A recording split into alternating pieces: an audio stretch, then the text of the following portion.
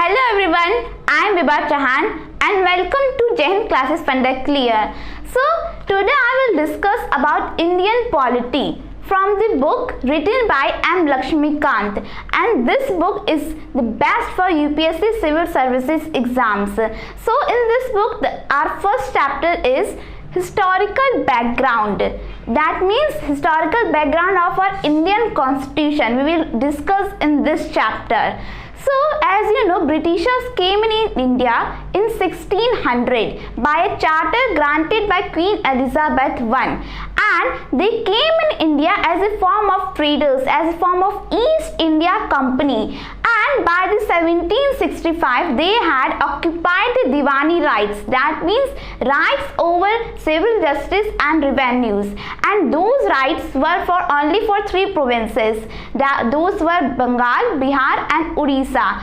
And this Diwani right was granted by Mughal Emperor Shah Alam. He had granted Britishers because Britishers had defeated him in the Battle of Buxar, which was fought in 1764. So Diwani rights were granted to Britishers, and after that Britishers, the company, East India Company, was emerging as a territorial power which was governing, which was taking territories of India. But in 1858, when the Sepoy Mutiny wake, the authority of India, the power of India was completely given to the British Crown. That means after that Sepoy Mutiny, India was governed directly by the British Crown, and our Indian constitution, Indian polity is from the roots of Indian constitution. The Indian polity is from Britishers, because there are certain events by which the Indian polities and the constitution's framework has been done. That means those events had led the framework of our Indian constitution and our Indian polity. So there are mainly two headings. First is the company rule, in which we will discuss about the company rule, which had taken how many acts were taken and which had lasted from 1773 to 1858. And second is the crown rule, which had lasted from 1858 to 1947. And there are certain acts which we will discuss in this chapter. So our first act is Regulating Act of 1773.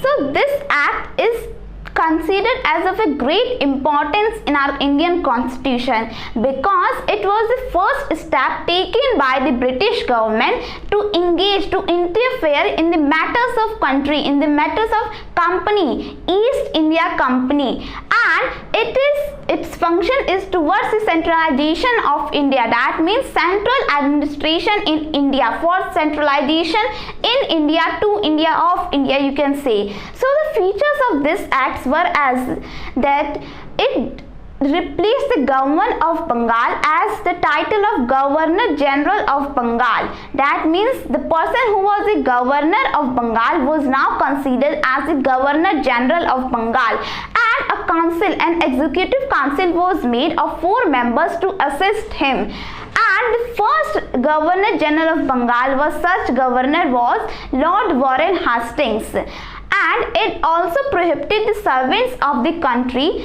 to engage in any private trade with any natives, to take any bribes or money grants from any natives. And its features were also as the governors of Madras and Bombay presidencies were now subordinates to the Governor General of Bengal, because as we have said that it was for the centralization of India. So the Governor of Madras and Bombay were now subordinate to the Governor General of Bengal, unlike earlier when the three of all presidencies were independent on each other, were independent of one another. So you can see that during that act, after that act, the power of Governor General of Bengal was risen by this act, and the power of governors of Bombay and Madras presidencies were less. And it's one of the most important feature was in Calcutta, a Supreme Court was built because of this act, and in 1774 it was built, comprising of one Chief Justice and 3 other judges. So these were all the features of this act, important features of this act. And our next act is Amending Act of 1781. So there were seen many defects of this act of 1773, Regulating Act of 1773. So in a bid to rectify these defects of Regulating Act of 1773, an amending act of 1781 was made, and this act is also known as the Act of Settlement. So the features of this act are as there were many features, which were: first, it exempted the Governor General of Bengal and the servants of the company from the jurisdiction of the Supreme Court if they were doing their official capacity, official work, official action. That means if a person from the East India Company or a person from who was the Governor General of Bengal or from his council, he could not be taken under jurisdiction of Supreme Court. It was prohibited. And second, it's of the most important feature was this: it also excluded the revenue matters, the arising collection of revenue, how much revenue was collected, the matters of revenue from the jurisdiction of the Supreme Court. That means Supreme Court could not appear in the matter of revenues. And third feature of this act was that it provided Supreme Court to jurisdiction all over the inhabitants of the Calcutta. That means all of those people who were living in Calcutta could be under the jurisdiction of Supreme Court. And most important, Supreme Court had to take under the personal laws of defendants. That means Hindus were to be tried under the Hindu laws and Muslims were to be tried under the Mohammedan law. That was an important point. And it also gave power to the Governor General of Bengal. That means he could make regulations acts to framework regulations he could make. He was given power to this. So these were the features of the Amending Act of 1781, most important features. It was amended for the Regulating Act of 1773. So next act is Pitt's India Act of 1784.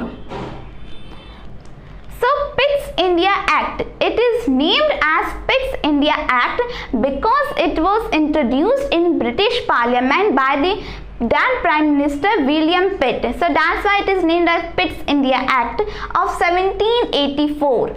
So in this act there were also features which were considered, and the most important features of this act were first, it distinguished the political and commercial matters of the company of the British government in India. That means the political matters were separated from commercial matters. And second, it gave all the power of commercial to interfere to manage the commercial matters to the Court of Directors. That was the governing body of the company, but it made a new body, that was the Board of Directors, which was the governing body of the British Crown, British government, to manage the political matters, political affairs of British positions in India.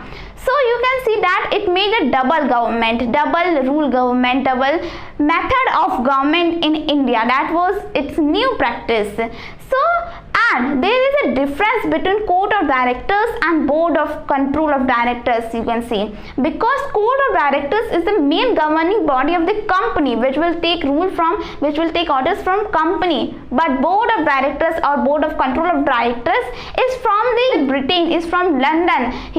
It will take only the rule over, it will take orders only directly from the British Crown, and it will report directly to the British Crown. So that's a difference between them. And third important feature of this act is that the board of directors were given so much power that it had to manage, it had to report all the civil, military, revenues, matters of positions, British positions in India. That means it had to report all the reports of all the matters of revenues, of civil justice, military of British East India Company in the British positions of India. So this act is significant in two ways. First, that for the first time the positions in India that was possessed by the East India Company was for the first time was called as the British positions in India, British positions of India. And second, it made direct control of British government over the company, over the East India Company. That was the most important feature in this act. So next is Act of 1786.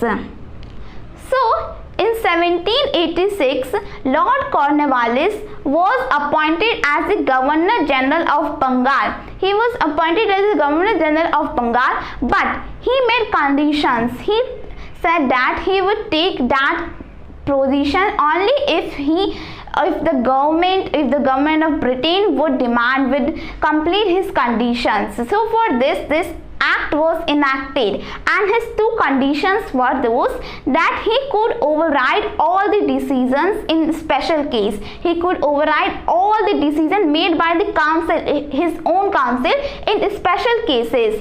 And second, he would be made as the commander-in-chief of British positions in India. That means he would be commander-in-chief of all military in India.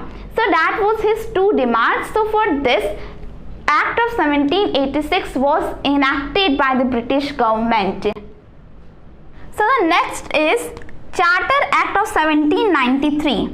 Charter Act, which is directly given from the British Crown, and it comes after the period of 20 years. In the period of 20 years, that means if it is enacted in 1793, that means after 20 years the next would be done. That if you can see 1813, after 20 years. So the Charter Act of 1793, there were also many features of this act, and those features were, first, as you have seen in this Act of 1786, that the Lord Cornwallis was given the overriding powers over to his councils, and in this act it made this overriding power over the council decisions to all the future Governor Generals of Bengal. It was given to all the future Governor General of Bengal. And second, it gave the more power to the Governor General of Bengal. That means to his subordinate presidencies of Bombay and Madras, it was given more power. More power of those presidencies was given to the Governor General of Bengal. Now freedom, now the autonomy of presidencies of Bombay and Madras was given more to the Governor General of Bengal. And third, it extended the trade monopoly of the company for 20 more years. That means the trade, because the main purpose of the company was to make money. So the purpose of trade monopoly was extended for 20 years of the company in India. And it also made a feature that, if you had seen that Lord Cornwallis was provided the post of Commander-in-Chief, but now all the Governor Generals of this council, the Commander-in-Chief would not be the Governor General's councils unless he was so appointed. He could not be the Commander-in-Chief. So that was its feature. And next, its feature was that the board of control, the members of board of control were to be paid out from the Indian revenues. That means the revenues which were collected from Indian was to pay to the board of control, and they were leading very luxurious life after that. And our next Charter Act was enacted in Charter Act of 1813. Next Charter Act, after 20 years, because the trade monopoly was also extended for 20 years, and Charter Act also take actions in 20 years. So Charter Act of 1813, there were many features of this. For example, it abolished all the trade of British East India Company in India. That means the Indian markets were thrown all open to all the British merchants, because before the charter which was granted by Queen Elizabeth I provided that only the East India Company, British East India Company would come in India for trade. But after this trade was abolished, trade monopoly was abolished in this act, all merchants from British could come in India for trade. But it made a point that trade in tea and trade with China would be continued by the British East India Company, by the company. If it wanted to trade in tea, then it could, and the trade with China will also be continued. That was the point in this act. And second, it provided that the Christian missionaries would come to India to enlighten people, for the purpose of enlightening the people. And next point is that it made Western education in India. It provided the Western education. It spreading the Western education in India. And third and next point is that it made the local government to impose taxes on their area. That was the point. And the people could also be punished by those local government if they were not paying taxes. That was a point made by this act. So the local governments were given a little autonomy to this. And the most important feature of this act was that it asserted the sovereignty of British Crown over the company, over the British East India Company. That means it gave the sovereignty of British East India Company to the British Crown, to the direct rule British Crown. That was the most important feature. So you can see that in this Charter Act many features were there, like enlightening the people, and there were many contradicts as well. So the next is Charter Act of 1833. So this Charter Act is considered as the final step towards centralization of India. For the central administration in India, it is considered as the final step. So the main features of this act, according to this act, it was the Governor General of Bengal was considered as the Governor General of India. That means the person who was the Governor General of Bengal was now the Governor General of India, and he was given exclusive legislative power. He was given so much power, authority of India. And so the first Governor General of India was Lord William Bentinck. And the next feature of this act is that the powers of presidencies of Bombay and Madras were now given, all the legislative powers of those presidencies were now given to the Governor General of India, because he was the Governor General of all India, so the powers would be to him, as the central government says centralization of India. For the centralization of India, it was done. And next point was that the Britishers, the company's commercial body was now fully terminated by the British Crown, and thus it became only an administrational body in India. It was just an administration body, was not a commercial body. And it suggested, this act says that the positions of British in India were now to be held by His Majesty, his heirs and his successors. That's what this act, the Charter Act, says. And next is important is that the laws which were made in the previous acts, in all the acts which were done, which were enacted before this Charter Act of 1833, were called as regulations. But after this, in this law, in this Charter Act, all the laws were called as acts. That's the most important point. And next is that it was said that it was suggested that it introduced an open competition for the selection of civil servants. That means the civil servants, the offices, the employments under the Britishers would also be given to Indians.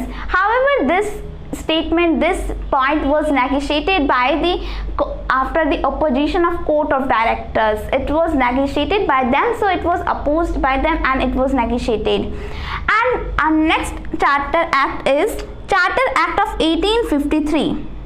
This Charter Act is the last Charter Act during the time of company rule, when the company was ruling on India. So this was the last, and the main important features of this act were that for the first time in India, the legislative powers and the executive powers were now separated. Legislative power, that means which make laws, and executive which implement it, which administration it in India in any place. So for the first time, the legislative powers and the executive powers were separated, and for this a council of 6 members was appointed. In other words, you can say that Indian Central Council legislative was made by Britishers, and it was of the Governor General of India. So Indian Central Council legislative was appointed, in which there were 6 members, and you can see that the legislative power, the legislative function of India was now functioning with other machineries, with other separations. And the next feature of this act was that it provided that the company, East India Company, could take Indian territories, but it didn't specify any particular period. For example, in the last, it is said that trade monopoly would be for 20 years, but in this there was no specific any particular period. Thus, it means that the British Crown, the British government could terminate company at any time if they liked it. And the next is the Indian Central Legislative Council was acting as a mini parliament, you can say, because it has adopted the procedures of the British Parliament. So it was considered as a mini parliament. And next most important feature of this Charter Act was that it introduced it through an open competition for all civil servants to come. That means the covenant civil exams were now to be open for all the people, for all the Indians, and accordingly for this Macaulay Committee, which was for the selection of civil servants, was appointed in India in 1854. And next most important feature of this act was that for the first time it introduced a local provincial government representation of India. For example, for that means there were 6 members who were called as the Indian councillors, legislative councillors, and out of those 6 legislative councillors, 4 of them were from Bengal, Madras, Bombay and Agra. Those were the local provincial governments. So it was a representation of local provincial government during that time. This was all about the company rule. Now we will discuss about the crown rule, which had lasted from the 1858 till independence till 15 August 1947. So our first act is Government of India Act of 1858. So this act is also known as the Act for Good Government of the India. So in this act, all the powers, territories after the Sepoy Mutiny, which is also known as the First War of the Independence or the Great Revolt of 1857, all the power of territories, revenues, government of British in India was given to the direct British Crown, to the British government, to the directly British Crown. Now the India would be governed by the British Crown. So this was the first act, you can say, during the time of Crown rule. And the features of this acts were as that it designated the term Governor General of India to that of Viceroy of India. That means it terminated it over the term Governor General of India. That means a person who was the Governor General of India would be now the Viceroy of India, and he was given all the authority of India. Now he was the one who will govern India, and there was the first Governor General and there was the first Viceroy of India was Lord Canning. He was the first Viceroy of India. And second feature was that it abolished the system of double government. You have seen that court of directors were there and board of control. So it abolished the system by abolishing these two bodies, these two systems, and it created a new body which was Secretary of State for India, Secretary of State, and he was vested with the administration with the reports of India, and a member, a 15-member council was made to assist him, and Secretary of State for India was made because the Viceroy of India would be in India. So for the reports to the British Parliament, a person has to be made or has to be appointed. So for this, Secretary of State for India was appointed. That means Viceroy would report to him and he would report to the Britain's Parliament. He was the Secretary of State for India, was the direct member of Britain Cabinet, British Parliament. He was the member of them. So it was that, and the Secretary of State for India was constituent member. He can be swaying and being swayed by the England or Indians, you can see.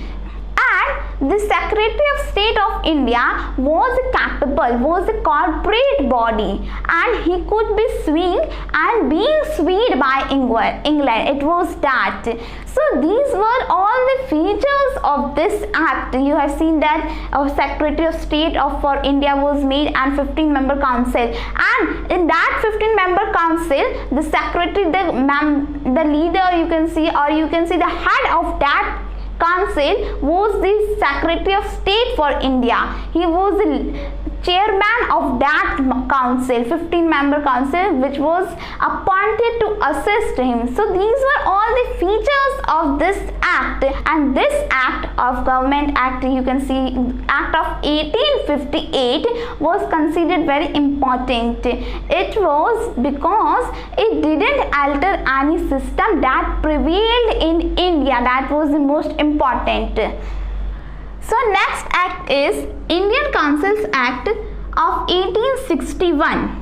So after the Great Revolt of 1857, the Britishers felt necessity to seeking the cooperation of Indians in the administration of India. That means they wanted Indian people in the administration for India, to administer the area of India, the provinces of India. They wanted to appoint so many Indian peoples because they had to cooperate, and for this 3 acts were enacted. First one was in 1861, then in 1892, and then in 1909. We will discuss them later. First, let us discuss the Indian Councils Act of 1861. So this act is considered as the most important act in Indian polity, and in the Constitution of India it is considered as the most important act. And the features of this act are: first, it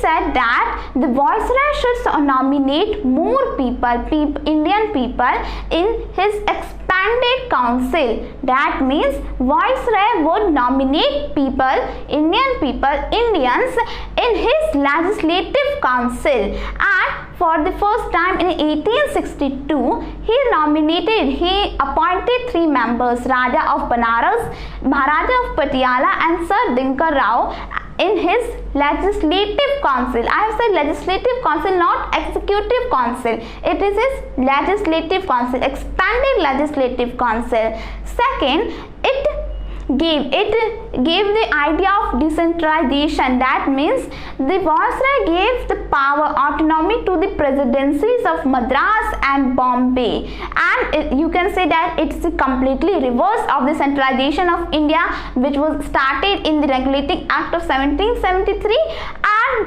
came to its climax in the under the Charter Act of 1833. So you can say that the process of decentralization of India was started. And next important feature of this act was that it gave a recognition to the portfolio system. Portfolio system means that in the members of Viceroy's Council can be given a department or two departments. That means a person of that council could hold any of the departments. For example, at the present time, you can see there are home ministers, education minister.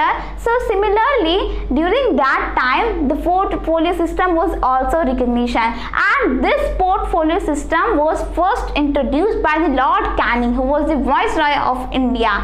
And next feature of this act was that it provided that more Indian legislative councils should be built, and in the north and in Bengal, northwestern provinces and Punjab, 3 legislative councils were made in 1862, in 1886 and in 1897. So these 3 councils, legislative councils, were made. And the last feature of this act was that Indian Councils Act was that it provided permission to the Viceroy that he could make ordinance if there was a case of emergency without counseling, without making any advice with his legislative councils. And the maximum time period of that ordinance was for 6 months. So you can see that these were all the features of this act, Indian Councils Act of 1861. So next act is Indian Councils Act of 1892. So as I have said that there were 3 acts enacted in 1861 we have discussed, and next is in 1892.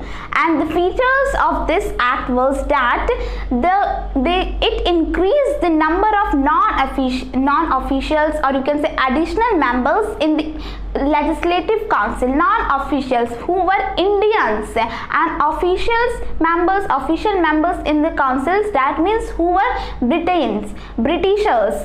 So it increased the number of non-officials in the council but maintained the majority of the officials. That means in the legislative council they were in majority there were Britishers, or you can say officials, but in minority, or you can say in less number, they were of non-officials, or you can say Indians. And next feature of this act was that it increased the power of legislative council so that it could discussing the budget. It increased the power of legislative council of discussing the budget and addressing the question, but it could not ask any supplementary question. It was deprived of that. And next important feature was that it provided the nomination of official of Indians in the legislative council, official members, non-official members in the legislative council. That of the legislative council central province, it was by the Viceroy on the recommendation of the Bengal Chamber of Commerce.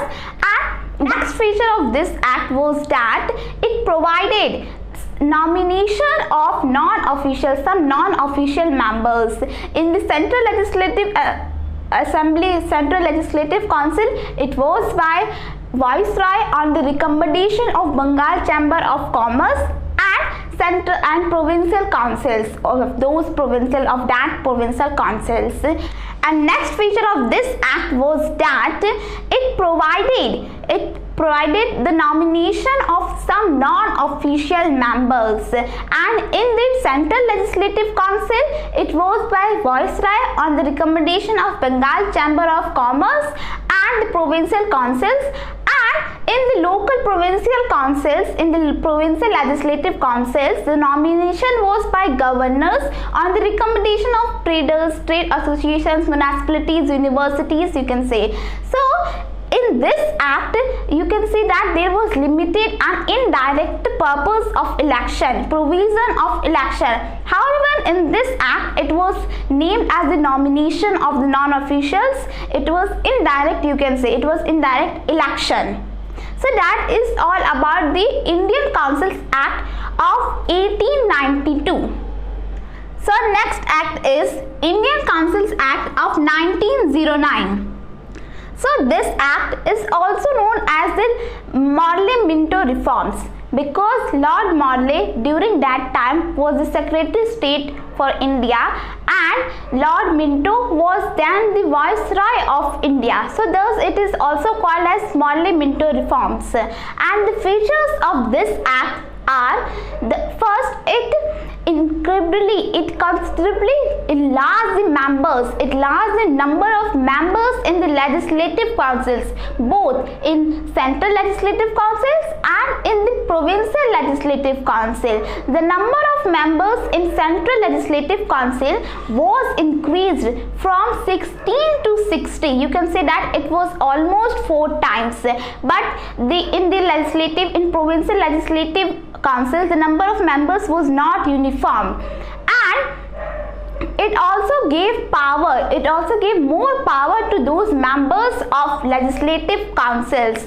And next feature of this act was that it retained the majority in the central legislative assembly of the officials, but in the provincial legislative councils it allowed the majority of officials. That was the another feature of this act. And next feature of this act was that it gave more power to the members of legislative councils. For example, now they were allowed to ask supplementary questions on the budget and could also make resolutions on the budget, and so on. There were many more power. And next feature of this act was that it made separate electorates for Muslims. That means Muslim was now to be elected only by Muslim voters. That was meant by separate electorates. That means only person of your religion could vote you, could elect you. And thus Lord Minto is known as the father of communal electorates. Communal electorates means when we separate electorates in the basis of community. And next feature of this act was that it made for the first time of appointment of Indians in the Executive Council of Viceroy. We have seen that they had appointed only legislative council, but for the first time they also appointed Indians in the Executive Council of Viceroy.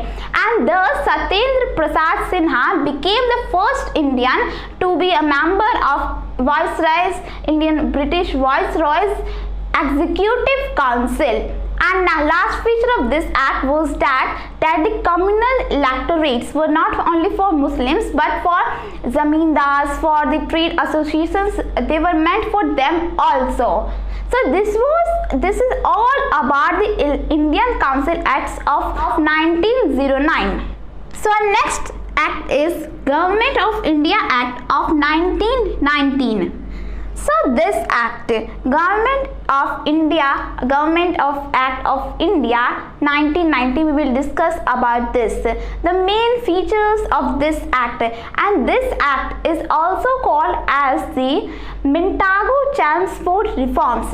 Lord Mintago was the Secretary of State for India during that time, and Lord Chelmsford was then the Viceroy of India. So thus it is called as the Mintago-Chelmsford reforms. And the main features of this act were: first, it relaxed the central by demarcating and separating the central and provincial subjects you can say. So it relaxed the central government. And second, it introduced a system of diarchy, which is derived from a Greek word diarchy, which means double government. According to the system of diarchy, it is two systems are there. First is transferred and second is reserved system. In transferred systems, there are ministers and governors who rule, and in that transferred subjects,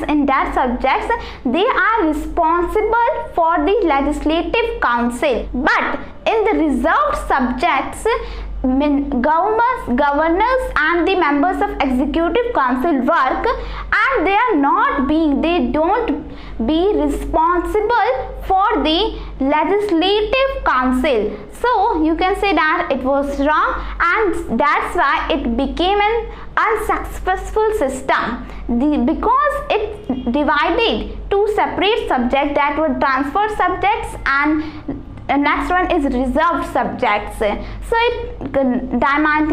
considerably became unsuccessful, a very large unsuccessful system. And next feature of this act was the introduction of bicameralism and direct election. For the first time, it introduced bicameralism and direct election. In bicameralism legislature, there are two houses. First is upper house, which is also called as the Council of State, and second is lower house, which is also called as the Legislative Assembly. And members in these houses are directly elected. So this was that feature. And next feature of this act is that it introduced that there had to be 3 members, Indian members, out of 6 members in Viceroy's Executive Council, except the Commander-in-Chief. That means there are 3 members in the Viceroy Executive Council, and out of those 6, 3 had to be Indians, except the Commander-in-Chief, without counting him. And next feature of this act was that it made more in large scale of the communal representatives. I have already discussed about that. What is it? So communal representatives, it made separate, it made in a very large scale. For example, it made different separate electorates for Hindus, Muslims, Anglo-Indians, Europeans, Christians. So it made different electorates for them. And next feature of this act was that it made a new office of High Commissioner of India and transferred him to London. It was made in London and transferred him hitherto, which was performed by the Secretary of State of India, Secretary of State for India. It gave some power of him to the High Commissioner office. So that was it. And next feature of this act was that it provided for the settlement of a Central Public Service Commission, and for this in 1926 a Central Public Commission was established. And for the recruitment of the civil servants, it was established for the recruitment of civil servants. And next feature of this act was that it made a statutory commission which had to report of Indian reports after 10 years of its in India, after arriving in India. And that commission was Simon Commission. It was appointed in India in 1927, before 2 years of its time, because its time was in 1929, but it was appointed in 1927. So the next feature of this act was that for the first time it separated the central budget and the provincial budgets and allowed provincial legislative councils to make their budgets on their own. And And last feature of this act was that it appointed a statutory commission on the condition to report on the condition of India after the 10 years of its arriving of its appointment, and that was Simon Commission. In November 27 it was appointed in India, and that was 2 years before its timing. So it was announcement that it was appointed by Britishers, and that was a statutory commission of 7 members under the leadership of Sir John Simon. That's why it is called a Simon Commission, under the leadership of John Simon. And after that, because since they were only Britishers, then how could it report on the condition of constitution under the new constitution of India? So for this, all the political parties of India boycotted this commission, boycotted this Simon Commission.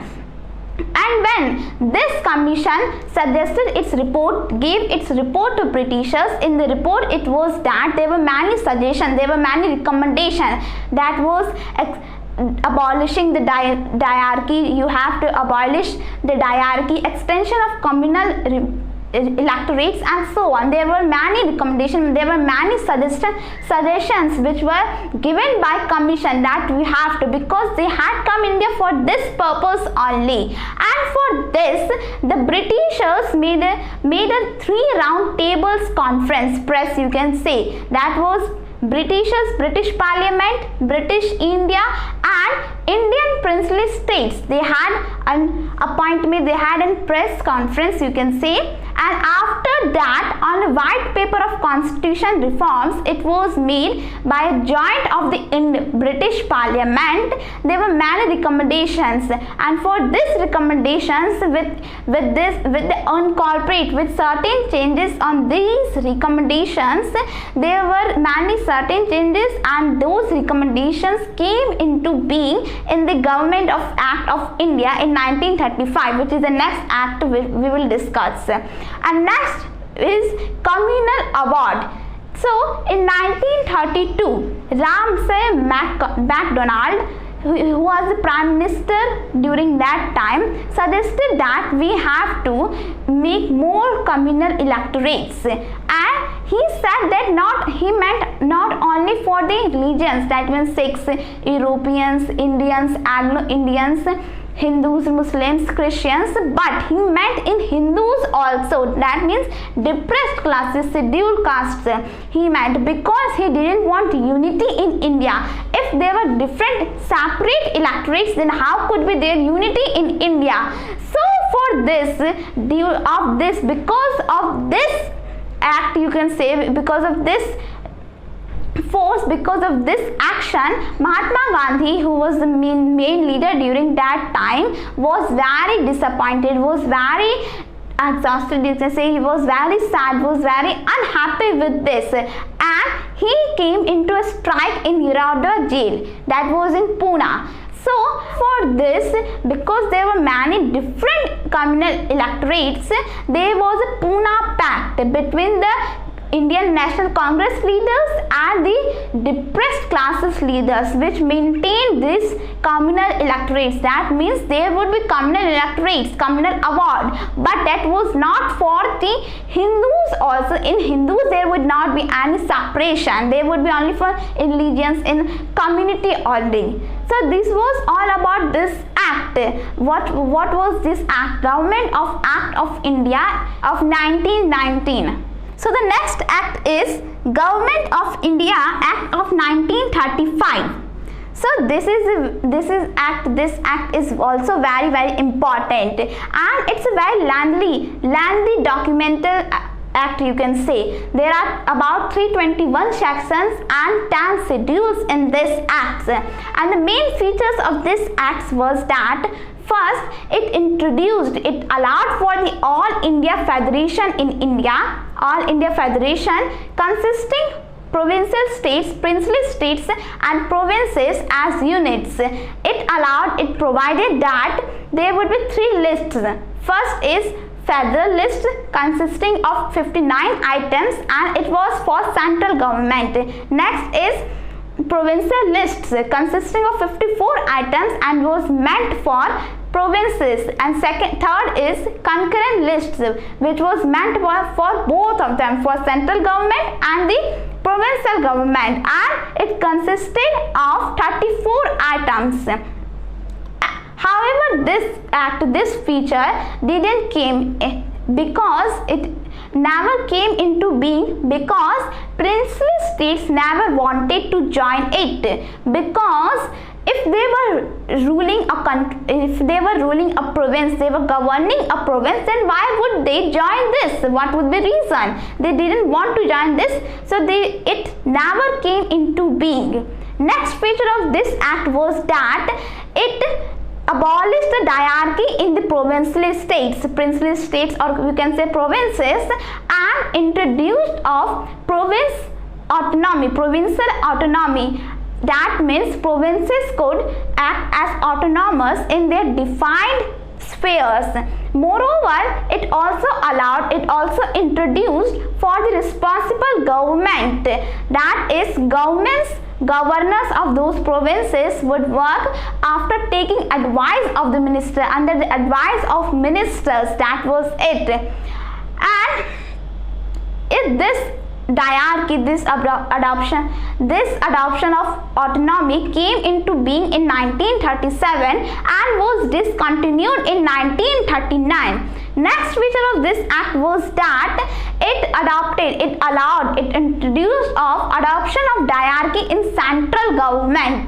There would be diarchy in central government itself, and I have discussed what is diarchy, so there would be two subjects, transfer subjects and reserved subjects. However, this operation came never into being. Next feature of this act was that it provided for the establishment of Reserve Bank in India to maintain currency and credits of India. And next feature of this act was that it said that it provided for the bicameralism. It introduced bicameralism in 6 provinces out of 11 provinces, and those provinces were Bengal, Bombay, Bihar, Madras, Assam and United Provinces. So these were the provinces which were under the bicameralism. You know what is bicameralism? I have already discussed. That means it consisted of upper house and lower house. And next feature of this act was that it provided for the establishment of a federal court, and that federal court was established in 1937. And next feature of this act was that it provided that there should not be only the Federal Public Service Commission, there would also be Provincial Service Commission, Provincial Service Public Commission and Local Service Public Commission. There would be these 3. And next is it suggested that it abolished the council which was made in 1858, which was formed in 1858. That council was the 15-member Council of India for the Secretary of State for India. So it was abolished, and for this, because it was abolished, there was for the Secretary of State for India, there was made a team of members as his advisors. So these were all the features of this act of 1935. And the next feature of this act was that it made communal electorates more efficient. That means it made communal electorates for scheduled castes, or you can say depressed castes, and for women, and even for the workers. That was the worst thing, you can say, because it is trying to break our unity in India, you can say, for making different electorates for different. So these are all the features of this act of 1935. So next and last act is Indian Independence Act of 1947. So Indian Independence Act of 1947. This is the last act during the British Crown rule. So on 20th February 1947, the British Prime Minister, the then British Prime Minister, declared that the British rule would end by the time 30th June 1948. But this will, and after that the India would be independent. But this statement was followed by agitation by Muslim League, which wanted partition of India, which wanted its own country, Pakistan. And again on 3 June 1947, British government said that any constitution framed by Constituent Assembly which was formed in 1946 and cannot be applied to the areas which were unwilling to accept it. That was the point which was stated by British government. And on the same day, Lord Mountbatten, who was the Viceroy of India during that time, showed a plan for the partition of India, which is known as the Mountbatten Plan, and that plan was satisfied both the Indian National Congress and Muslim League, and immediate effects of those enacted the Indian Independence Act of 1947. So the main features of this act was that first, on 15th August 1947, after that India would be independent, British rule would end after that. And second is, after the British rule ending, there would be two dominions. There would be two partition of India, and the two dominions of India and Pakistan would emerge. Third is, after the independence, there would not be any concept of viceroy, and for this it was suggested that after viceroy is ended, there would be Governor General who would be appointed by the Emperor of Britain, His Majesty, you can say, but he would have no interfering in the government of India or Pakistan. He would have no you can say intervention in these governments of India and Pakistan. And next feature of this act was that, as I said, that after independence there would be two dominions of India and Pakistan, and they would have right to secede from the British Commonwealth. British Commonwealth means, in this Commonwealth there are countries which were under the British rule at any time. That could be any time. They were under the British rule, so they had right to secede from the British Commonwealth. And next feature of this act was that the Constituent Assembly have power that it could make any laws and could repeal any British laws that were made by Britishers. It could repeal any British laws, including Independence India Act as well. It could repeal any British law that was made by Britishers. And next feature of this act was that no rule after 15th August 1947 would be accepted by India or Pakistan. They depend on India and Pakistan. Next feature of this act was that it provided to abolish the Secretary of State for India, and its work was given to the Secretary of State for Commonwealth Affairs. It was given to him. Next feature of this act was that it provided of the lapse of paramountcy, which was by Britishers, paramountcy of Britishers, and treaty with the tribal areas after 15 August 1947 by 15th August 1947.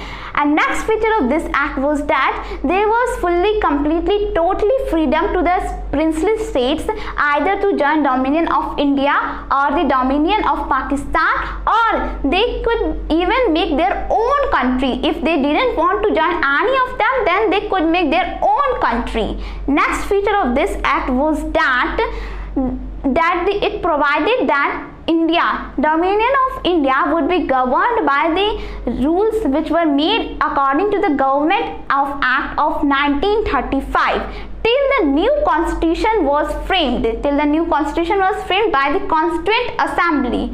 Next feature of this act was that it dropped the titles of Indian kings from the emperors of Britain. Next feature of this act was that it designated the Governor General of India as the heads of the states, and they had to do work under the advice of ministers. They had to govern those states. They were considered as the heads. And next, you can say the next feature of this act was that those civil servants who were appointed before 15th August 1947 had right to come in India, in Dominion of India, and could benefit and could take all enjoys that they were enjoying before the partition, before the independence of India. So these are all the features of this act, Independence Indian Act, you can say, of 1947. And at the midnight stroke of 15 August 1947, the British rule ended and our India was independent and was partition done. The Dominion of India and Dominion of Pakistan emerged, and the first Governor General of India was Lord Louis Mountbatten, his full name, and he is generally known as the Lord Mountbatten. So he was the first Governor General of India, Governor General of Independent India, and he saw his oath under the leadership under the Prime Minister Jawaharlal Nehru. Jawaharlal Nehru was the first Prime Minister of India, and Constituent Assembly, which was formed in 1946, made the Constitution of India, which was implemented in 1950. So these all were the acts during that time which had affected our Indian Constitution. I have tried to discuss all these acts in depth. I hope you got the concept. So thank you very much.